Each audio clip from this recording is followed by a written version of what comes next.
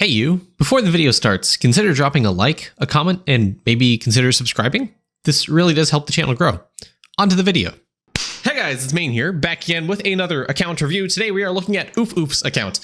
This is a month outdated, so, forgoing the past month of progress, I'm not sure exactly what you have done, but I think we can, nothing's really major has happened in the past month or so in terms of like Idleon updates or anything, so I think we can offer some pretty good advice. So let's, I guess, jump into it and see what we can do to help you. So first off, I see is probably something you're currently doing right now, but definitely consider getting on the Onyx statue grind, trying to finish them out. I see you have some of the more important ones done, like the World 1, World 2, some of the World 3 Skill EXP one done as well as the Divinity EXP. So you're getting those ones done. I imagine drop rate right now is probably the biggest issue that you're facing. My recommendation is obviously finish out your family page since you probably just unlocked the level 5,000 account level for the final Sparkle Obol. Make sure to get that Dice Obol done. You also have not rolled these Obols themselves to be +1. Because obviously there's no circle here in toolbox. It would be indicated otherwise if you have rolled them to +1 like the pop Obols are. So these are +4. You're missing the +15 here for Magma Obol, the +11 here for the Platinum Obol. You're missing the +16 for the Dementia Obol of Infinisixes. So you can pop them into your Obol reroller. You do only have 20 Obol fragments. What I recommend is going to World 2, probably Sandy Pots, and just do some DK crystal farming to try to get some Obol fragments. I guess depending on your drop rate, you will likely drop quite a few Obols to be able to trash and get some of that stuff. So definitely work on those Obols first to get that drop rate kind of fixed. And then, as Sheepy is saying in Twitch chat, probably Dragon Warrior statue, aiming to get to Cavern 15 is definitely something you want to do prior to the advent of World 7.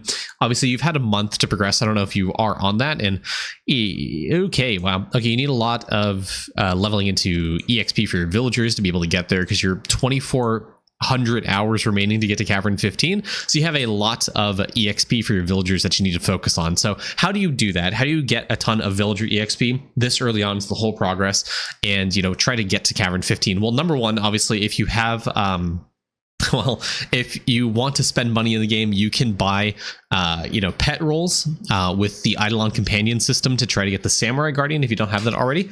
That is number one, obviously the fastest, best way to do it, but it does cost money. So if you're a more free-to-play player and don't want to spend money, which I completely understand, I advocate for, my recommendation is probably just focusing on your monuments primarily, and also your villager statue. Your villager statue is pretty low; it's only level 7, so you need to focus on getting a bunch of multi-kill per tier, a bunch of damage, a bunch of finding AFK gains wherever you can get that. Stick your characters into the Gloomy Cavern, AFK obviously, with multi-kill type cards, and try and get some more villager statues that way. So optimal card set, if you have all of these, probably be something like this. Sure, I'm missing something, but having the multi-kill set for Spirited Valley, having the multi-kill cards wherever you're available. So the Sovereign Emperor here. There's also fighting AFK gain notes from the Boop card, the Chaotic Amarok card. There's the multi-kill cards from Sugma, Clammies, all those together. Multiplying the ones that specifically give you multi-kill is going to be more important here for the villager statue, and then mixing in a little bit of drop rate, because remember, it is a dropped item, so drop rate will affect the villager statues from dropping, as well as multi-kill, because it is the first item in the drop table, and whenever something is the first item in the drop table, that means it's affected by multi-kill. That's why you want multi-kill when you're farming the villager statues. So for me, with my cards that I have, this is what I use generally when trying to farm that cavern. This might be a little bit off. I'm sure someone's going to yell at me in the comments here for not being optimal, but this is what I found to be a good mix. Having the multi-kill here, having a damage multi-card, because that pushes me over a multi-kill tier, so I can get more of those statues. Having drop rate obviously is going to help with that, fighting AFK gains from the Demented Spirit Lord, as well as the Woodland Spirits giving me more multi-kill. This kind of helps me get more of the Dragon Warrior statues, which is affected by multi-kill, but if I was farming Gloomy, it'd be the same story. Having this will help me in trying to get some of those villager statues. So a card set like this is obviously pretty good. The other thing I'd recommend try to aim for is just try to scale your multi-kill from other sources. For example, your Death Note. I'm not sure if you've completed this yet, so you need to do a little bit of grinding here. If you want to get more of those villager statues, probably killing and trying to get to Eclipse Skulls on Smoldering Plateau. This should affect the cavern. I don't see why it wouldn't. It's considered a World 5 as far as I know. So you will, if you get multi-kill here for Smoldering Plateau, this multi-kill bonus should affect the cavern as well. I'm sure someone can tell me if that's wrong, but logic dictates it probably should work like this. So get on the multi-kill, or rather getting the Death Note stack for World 5, getting these up to Lava Skull, Sugma up to Lava Skulls, getting eventually up to Eclipse Skulls is going to help you as well. Eclipse Skulls do two things. It's very important because it not only gives you damage, but it also gives you multi-kill per tier. Lava Skulls give you currently 10% multi-kill per tier bonus, versus if you go from Lava Skull to Eclipse Skulls, gives you 20. So going from Lava Skulls to Eclipse Skulls, it requires 900 million more kills, but it doubles the multi-kill per tier bonus that you get. So by stacking that up, you'll be able to get more multi-kill in World 5, which should affect the cavern, which means you're going to be able to farm those statues much faster. Additionally, you also get a 5% multiplicative damage bonus, which might eventually, as you get more of these Eclipse Skulls, push you over the next multi-kill tier to get more of those statues. So by doing the Death Note grind for World 5 specifically, you're not only getting that multi-kill per tier bonus, but you're also getting that damage multi, which again is going to help you in the long run for, World 5. And in the context of the whole, is going to help you with Dragon Warrior statue eventually, because you need a lot of damage. You need to be able to push that next multi-kill tier. And that would be a great way to do that. Trying to get damage this early is going to come in the form of Eclipse Skulls. So generally outside of World 5, you should try and get more of the Eclipse Skulls because it will help you get more damage. Honestly, if I were in your position, I would want to stack multi-kill because Villager statue is so incredibly important for pushing the whole, and eventually Dragon Warrior statue is so important because it'll multiply every one of your statues to give you more skill efficiency, but also damage because it'll give you more of that damage.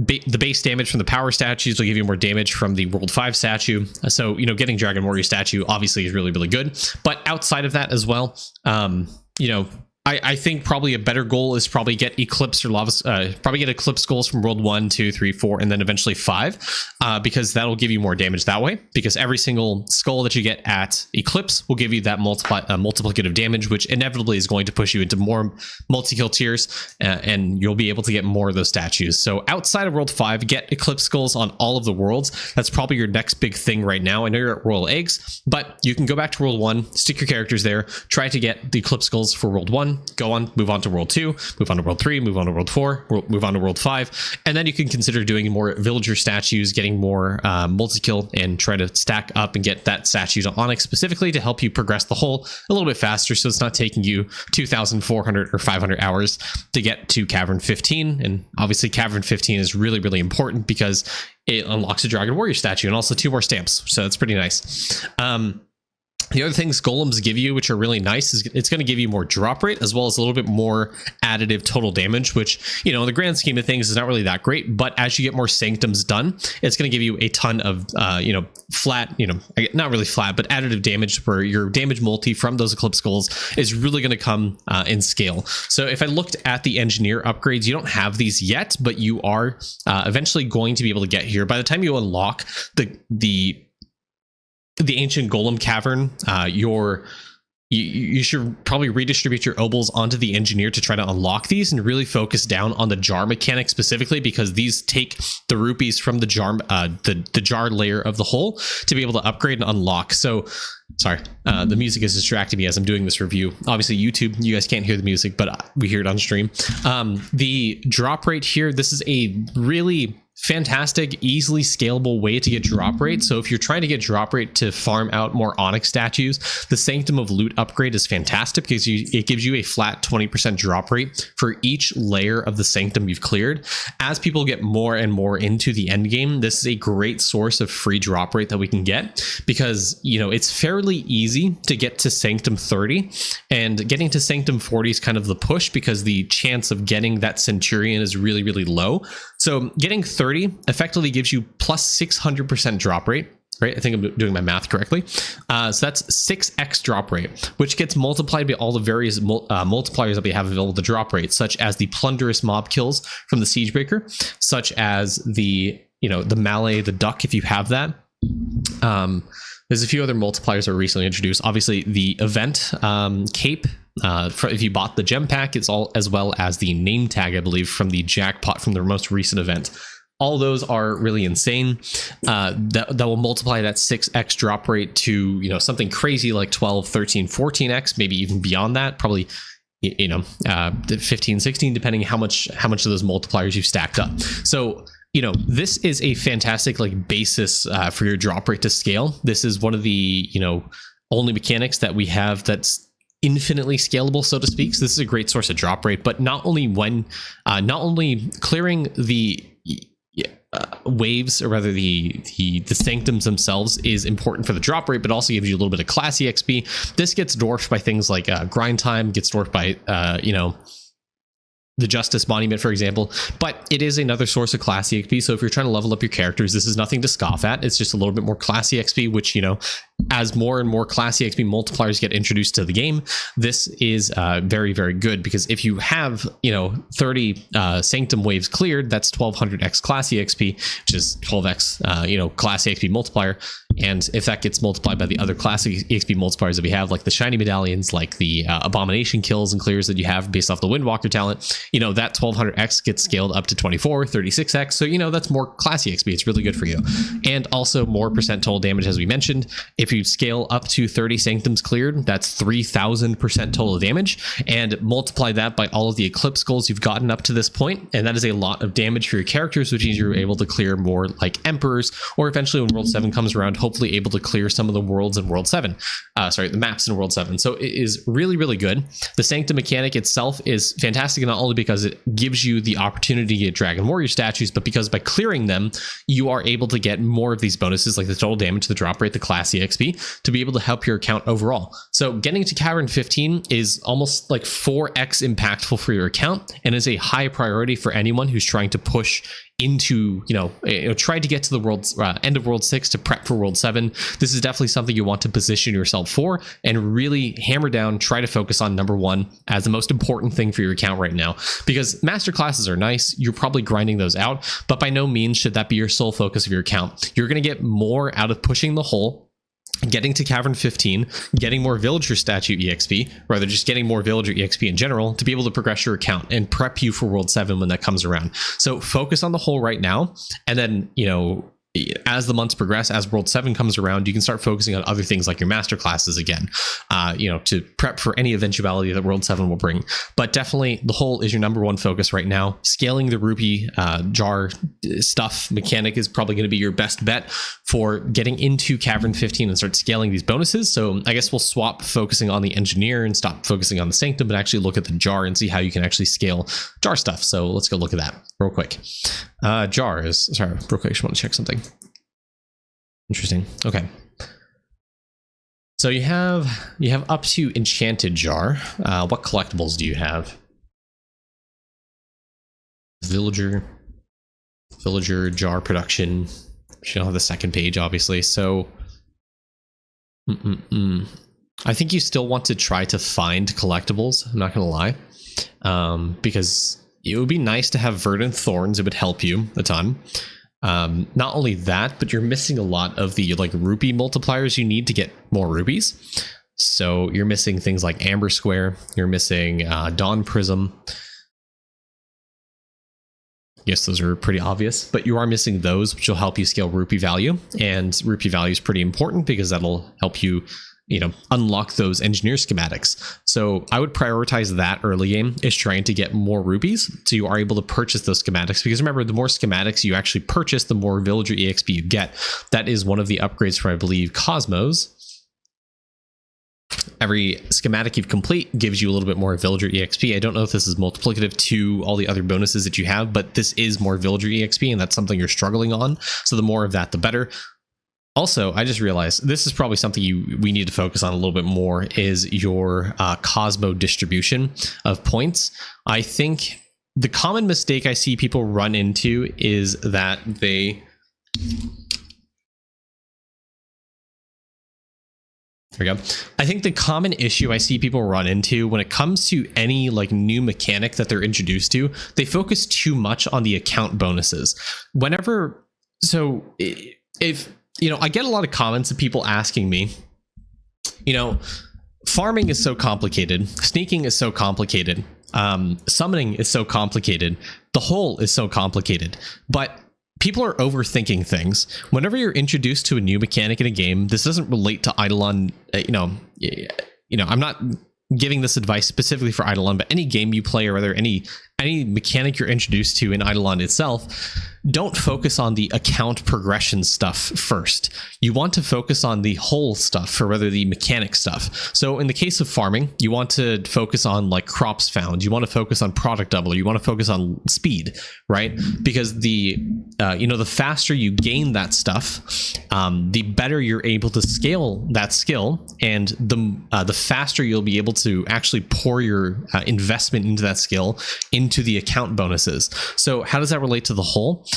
Stop focusing on your actual account progress. So you don't need any points right now into Idleon magic. I know it's painful, right? You won't be able to get like multi-ore for a little bit, so it's going to hurt your prints in the short term. However, in the long run, this is going to help you out in your account. Now, what do I mean by this? Reset your Cosmo point investment from anything in Idleon magic, right? You have Doot, so you don't need this this linking bonus here, right? You don't need this all stat, to be completely honest with you. Despec all the points you have into Idleon magic and respec those points into either village magic and or whole magic. There are, I think, two things I see here that you want to invest those points into. Number one being the monument bonuses. The monument bonuses here are pretty important because you're going to get more villager EXP by maxing this bonus out at 4 out of 4. You're going to get more mining efficiency. So in the long run, you might actually get more mining efficiency and more prints out of this than you would the multi-ore bonus. That's a little dramatic, actually. You won't, but in the long run, as you get more of the monument bonus, you're going to get more of the monument AFK gain. You're going to get more lamp wishes. You're going to get more villager EXP, as we mentioned, is really, really important for you. So, number one, this is a must max for anyone who's playing the whole. This is so incredibly important because this helps you scale the whole faster. Okay. Secondly, village magic. You have this maxed out. That's good. This is a good one to max out. You don't have this maxed out. I think early on, this is a great one to max out. This villager EXP bonus is rather minimal, so it's okay not to max this out. This one is a fantastic one to max out. Measurement bonuses are so monumentally changing. Like they are so important for whole progress. I can't underestimate or rather overstate how important this is. Measurement bonuses help you scale everything when it comes to the whole. So it is the number one most important thing to do to try to optimize to max out whatever you need. It is so incredibly powerful, right? What does measurement bonus multiplier give you? It gives you more villager EXP gain. Hello, number one. The biggest thing we were talking about at the beginning of this video is talking about villager EXP gain. Okay, this is a fantastic, easy way to scale it early on. You don't have a lot of villager EXP right now because your monument levels are low, your hours in them are low. So this is a great way to get more of that. So, maxing out that measurement bonus is going to give you more villager EXP here. It's going to give you more bravery sword damage, which, that's really important because it'll help you get further into bravery, which means you'll get more villager EXP. You'll get more mining efficiency. You'll get more gaming bit gains. You'll get more damage for your characters, for example. So this is really important for that. Bell ring and ping rate. If you want to reset your bell and try to get better distribution on your bell, this is a great one to do because it'll help you get more bell rings. And if you want more opals, it'll help you with the pings as well to get you more bell pings. So, that's a no-brainer. More harp note gain. If you want more bravery sword damage, because this costs harp notes, for example, you want to scale this. So that is a great one to scale. You want more lamp wishes. Here you go. There's another thing to scale. If you want more bucket fill rate, so you want more gray DNA, for example, from breeding. You want more upgrades into bucket fill rate. You want more upgrades into villager EXP. You want more upgrades into bell ring. You want more upgrades into villager EXP here. You want more upgrades into multi-kill per tier, which is pretty important, as we talked about. You want to scale the measurement bonus here. You want more harp string EXP so you can get more harp note gain, right, to help you out in the whole. You want more villager EXP gain because, as we mentioned, is obviously pretty important. You want more harp note gain, as we mentioned, because it'll help you with bravery sword damage. You want more multi-kill per tier because, we talked about that. It's pretty important. You want more rupee value because you're struggling in trying to scale the rupee value, rather the amount of rupees you get. This is a fantastic one to scale because it will help you in the jar mechanic and try to get more power of 10 rupees to get more collective chance, to get more of the schematics completed. Eventually, when you unlock monument AFK gain rate, this is a no-brainer because it will help you with your monuments. More jar production speed. This is also a no-brainer. It'll help you with the jar mechanic and getting those jars completed faster, so you are able to get those multipliers to the bigger jars that you have. More gambit points. Obviously, this is a no-brainer to help you get those 2x particle upgrades, to get more clicker resource bonuses, to get more resources from the whole. So you'll get more ore from the well. You'll get more I believe jar rupees as well. More rupee value. Again, this is a no-brainer. More rupee value eventually when you get here is, you know, going to help you out with the jar mechanic to be able to complete those schematics a little bit faster. More drop rate. Hey, this is another free source of drop rate from the hole that, in conjunction with the Sanctum, is going to give you a ton of drop rate. So this is a fantastic one to scale eventually when you unlock it. But all that being said, everything here in the measure is so incredibly impactful, not only for the hole, but also your account, to where you want to max out this Cosmo multiplier first. Okay, cool. The other thing I want to talk about is this, this last upgrade for Cosmo when it comes to the distribution of opals. Now, this is good if you max it out, but right now I don't think you should max it out. I think you should take all of the opals you have on some of these characters and redistribute them. So right now you are struggling heavily in EXP for your Explorer. It's going to take you 2,400 hours to be able to level up your Explorer from 14 to 15. So what this tells me is it's not optimal to put all of your opals into the Explorer right now. I think you either need to distribute all of your opals into Engineer, into Cosmo, or into Measurer.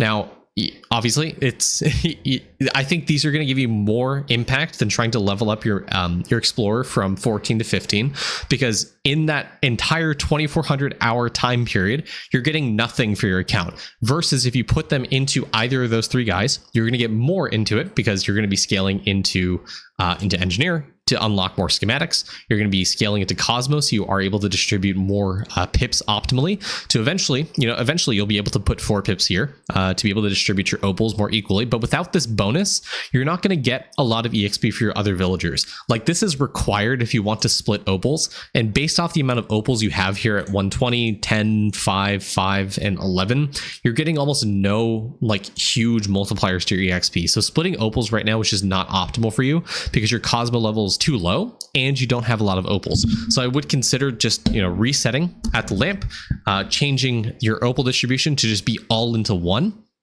such as the Engineer, Cosmo, or Measurer. Okay, and I would really focus on trying to max out the Measurer stuff. Also, oh wow, this is pretty important. So you are missing,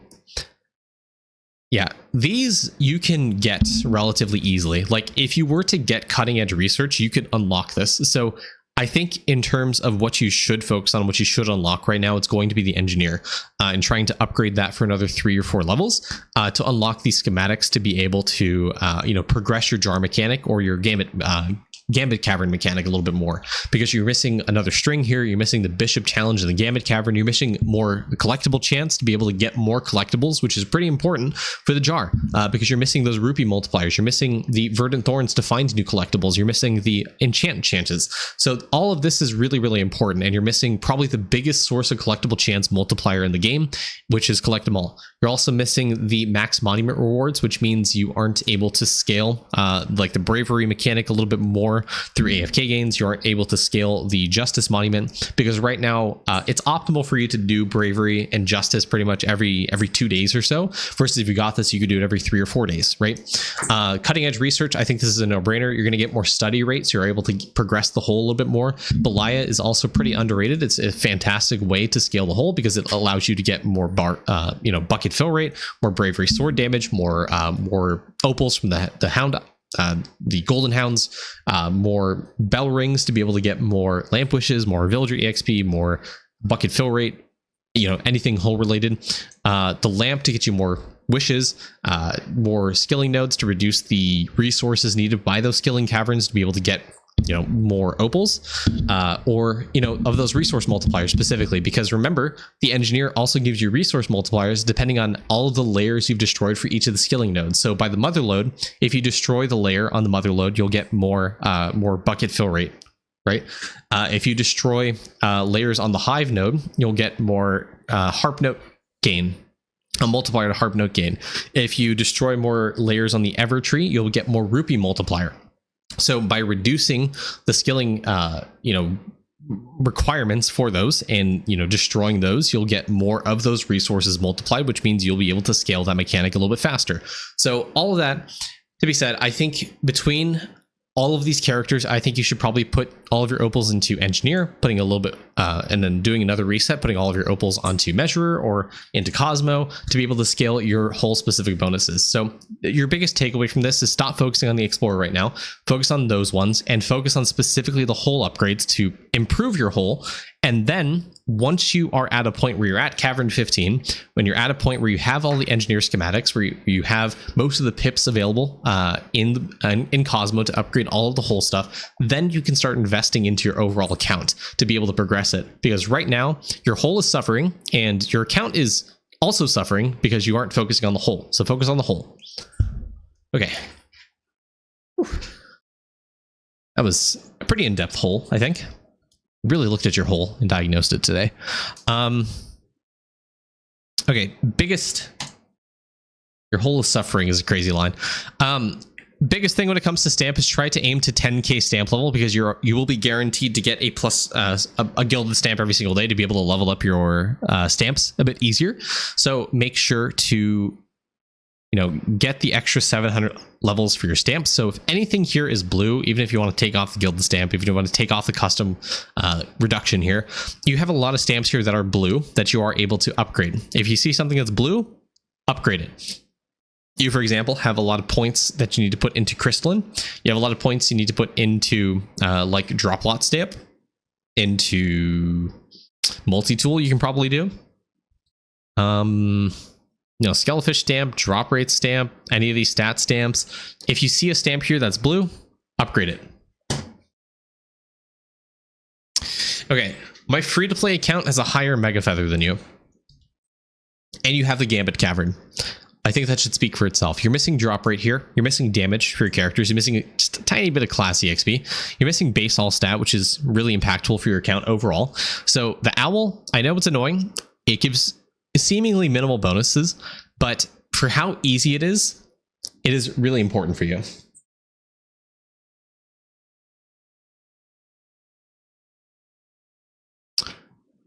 Okay, bubbles. Good. Okay, those are good prismas. Me personally, I would like to see a double on Diamond Chef as opposed to Stable Genius, but that is fine. Yeah, I think when it comes to alchemy, try to aim to 450 on each of these multiplier bubbles. So Mage is best, Warrior's Rule, Archer bust. Don't stop there. Keep on going. Because you have doubled these with the Prisma fragments, it is essential that you should focus a lot of your atoms and a lot of your attention on trying to upgrade these, because they're doubled. Every single upgrade is 2x is effective. So, instead of going to 450, try to get this to 1,000, because these are the best ways probably to affect your account is by upgrading these. I'm going to switch Prime BLK Jonas. These were your most effective bubbles to upgrade with your atoms. Because, these will impact your damage, these will impact your skilling more than just focusing on another bubbles. Like, for example, if you put all of your atoms in a Hardy Diggy, you're only impacting mining efficiency. If you put your atoms in a Warrior's Rule, you're impacting your damage and your mining efficiency. So this is really important. Focus on these bubbles specifically because you prismed them. You'll get more bonuses out of upgrading these than any other bubble you have right now, just because you have prismed these. Okay, when it comes to these cauldrons, I would recommend trying to get everything to 170 out of 170. There's no reason for you. I don't see any reason why you shouldn't be able to do this. Just get them out, get these boost cauldrons out to 170, just max them out. Be nice. It'll help you unlock some of the future bubbles that come out. So if you haven't gotten those World 7 bubbles yet, this will be a great way to get that.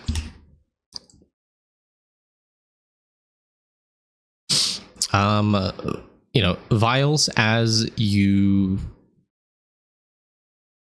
maybe no. I mean, wow. Okay. You haven't unlocked some of these vials first. So I think in terms of what I'd prioritize here,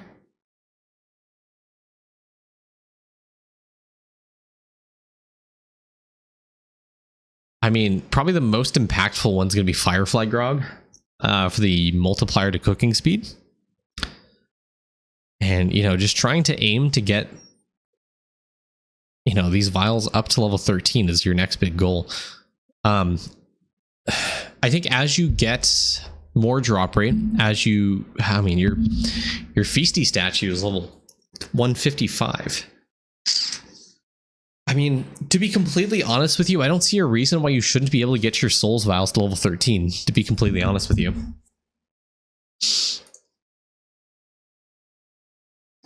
Balance. Okay. Oh, wow. Okay.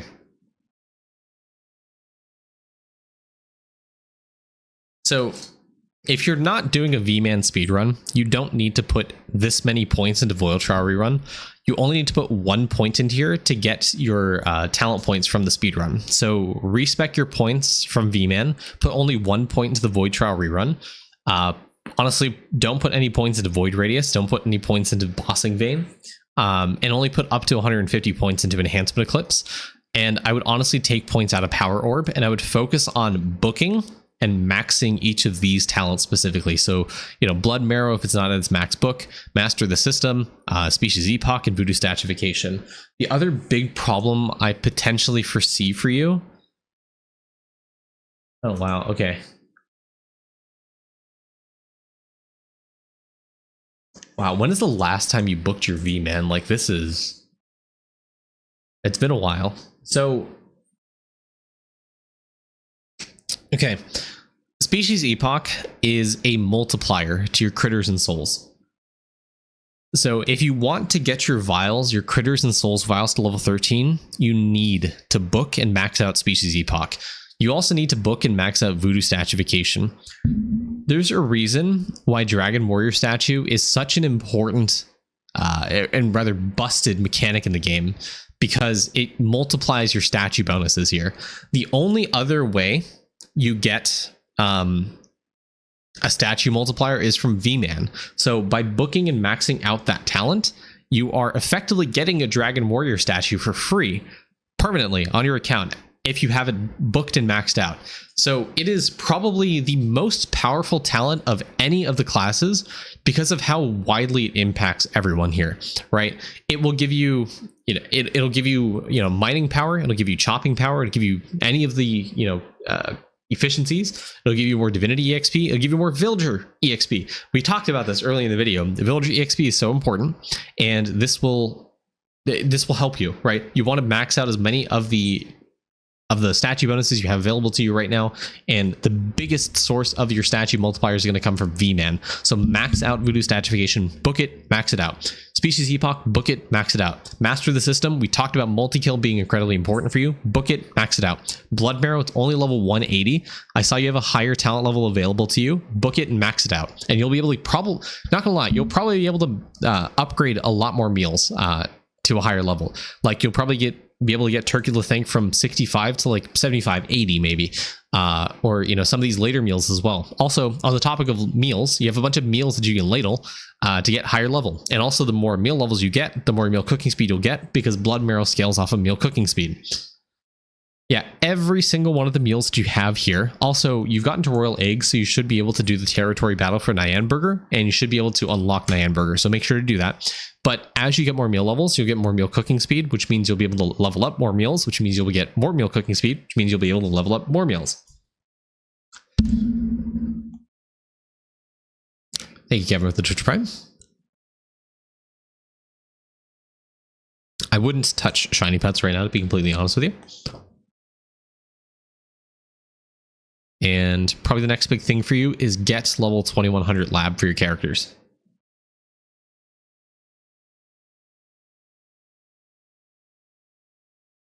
Sailing. Fear Relic at Sovereign. Wind's Lantern. So my biggest... Oh, wow. Okay.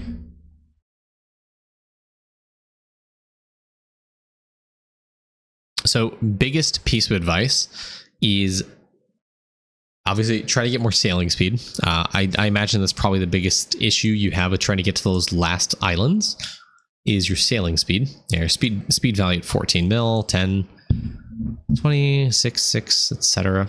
So I think you need to go grind some sailing speed on your boats. So upgrade your, the speed value of all your boats. Try to get those rare resources. Try to upgrade them.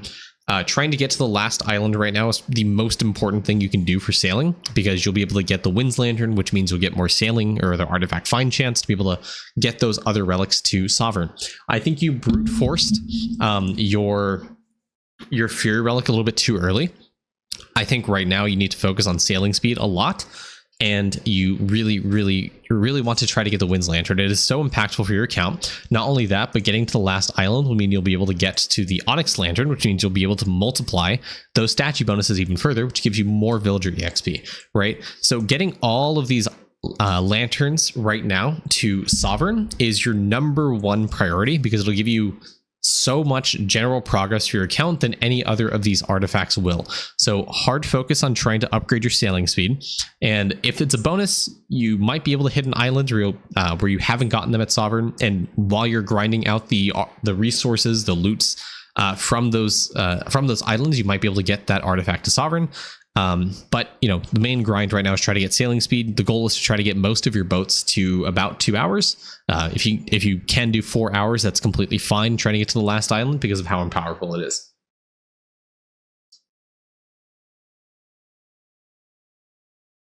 But yeah, remember, Wind's Lantern will help you with higher talent levels, because it'll multiply the summoning bonuses you get, which means you'll get more levels from the summoning bonus here. This library max, it'll also give you the artifact find chance. It'll help you with farming a bit. It'll help you with sneaking, more damage for your characters, more crop evo, so for farming, more skill EXP, more build rate, more skill efficiency, so you get higher prints, more gaming bit gains to help you with gaming. There's a lot of stuff that the Wind's Lantern does that are really important for your account, not least of which is going to be the artifact find chance, which is going to help you get those other artifacts to Sovereign a little bit faster. Sneaking, this is a good charm setup. Like to see that. If you're struggling with sneaking on the last floor, you can always try to you can always try to get lotus flowers on at least one character. Obviously I can't see your sneaking value, but make sure if you are at non-0% detection, you're trying to find items, make sure to swap lotus flowers on at least one character to reach that 0% value on the rest of your characters. Okie doke. Mastery, you on Mastery 1. Trying to get Mastery 2 will help you unlock the rest of your sneaking charms, your gems here. So Moissanite specifically is going to be pretty important, because this will multiply the bonuses from your other gemstones. I think right now, if you're struggling with sneaking or trying to get to Mastery 2, I think you should grind out a little bit more gemstones, try to get at least to 1k to 2k. Well, Aquamarine at the very least, and maybe Starite, because it'll help you a little bit with the sneak value, or at least trying to get more door damage, sneaking XP, Jade coins. You're able to upgrade some of those things in the Jade Emporium upgrade. Okay.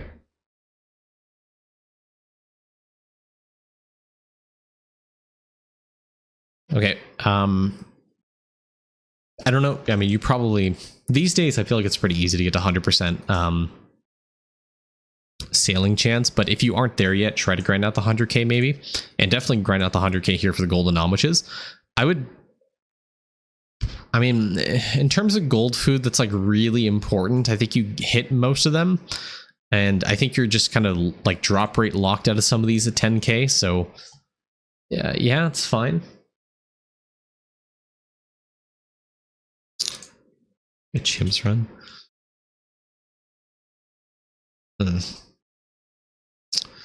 Yeah, I mean, you're not an emperor, so you can't do that yet. Slab grinding. Okay, this is a great way to get sailing speed, is by doing your slab grind. If you want sailing speed, you need to get on the slab grind. I see a lot of craftable items. A lot of craftable items.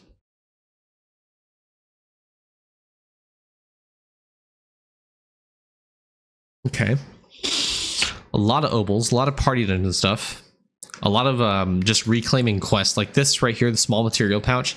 This is a quest item that previously you couldn't reclaim, but now you can. So make sure to go to your quest completion stuff and see if you can reclaim it. It's like, it's Scripticus, right? He gives us one.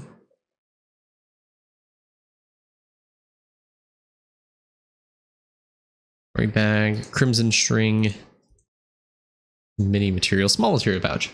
One of the warrior, archer, or mage is one of the upgrades. One of the quest completion states for Scripticus. Make sure to reclaim this. Go talk to Slab. Make sure it registers. This is a really easy slab item. that you can get, but there's a ton of slab items here that you just don't have. So, you know, getting more slab items completed means you get more sailing speed, which is obviously a big limiting factor for you right now. A farming crops 94. It's good. You have land ranks. Cool. You put a little bit too many points into production mega boost. I think you probably get more value out of production boost even this early on. 51 points, just a little inoptimal. I think you should probably maybe redistribute your points from production mega boost a little bit more into production boost, like doing 50 here and doing 10 here. It's probably better. Maybe instead you could also try to get, you have soil EXP, never mind. Yes, Regina. Playing with plastic. I would also not scattershot your plots here. I would focus on one crop at a time and try to focus on your day market. Oh, wow.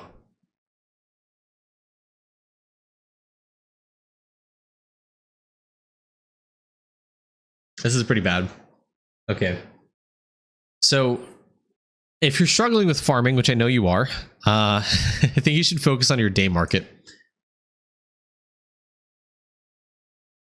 So for context, you have all this farming speed multiplier, right?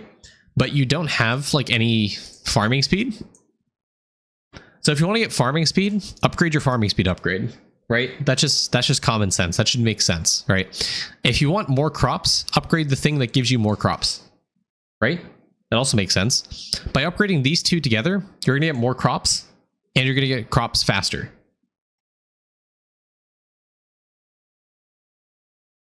Also, if you want to level up farming, which you should, because more levels into farming means you're going to get more crop chance, right? From Nyanburger. Where's Billjack Pepper? No, it's Nyanburger. No, skills have summoning level.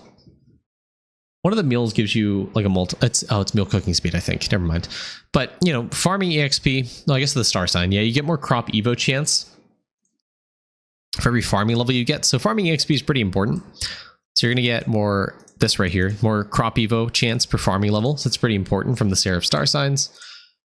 I guess I don't need to necessarily go over or teach you why next crop chance is important. So biology boost is pretty good. Product doubler is also a no-brainer. I guess something to note about product doubler is that product doubler is essentially crop value. So the way crop value multi works is it caps at 10,000x. What it doesn't show you is that product doubler is essentially just crop value, right? So right now my product doubler does absolutely nothing because I've already hit this 10x cap. However, if I had plus 300% chance at double crops, that is effectively 4x crops, right? So I would only need to put the effort into upgrading my production boosts upgrades as well as my value multi GMO to 2500x, because when I'm at 2500x, I'll have 10,000x crops if I have a 4x crop chance from product doubler, because those will multiply together. Crop value multi doesn't factor in your product doubler upgrade, and it will only you kind of need to manually do that. So keep that in mind as you upgrade product doubler. It's still worth it to upgrade product doubler because it means as you do farming resets, you'll hit that 10x value multi faster, which is important for helping you progress farming faster. So it's pretty important. I'm gonna have to stop this review soon to go grab my cat. Yeah. Oh wow. Okay. I guess the last piece of advice I will impart unto you is talking about your night market. So big focus for you right now is your day market, trying to upgrade your next crop chance, trying to upgrade your farming speed, trying to upgrade your +1 crops, trying to upgrade product doubler. All this is really important. More so Stronger Vines, Nutritious Soil right now, because these take seven of this crop to upgrade for more growth speed. It takes 11 of the pairs to get more +1 crop.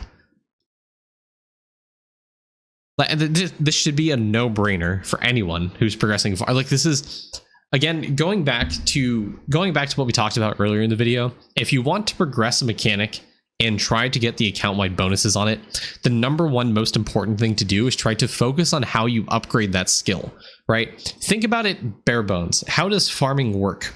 You get more crops, right? So you get +1 crops, right? So you want to scale this bonus so you get more crops on the vine, okay?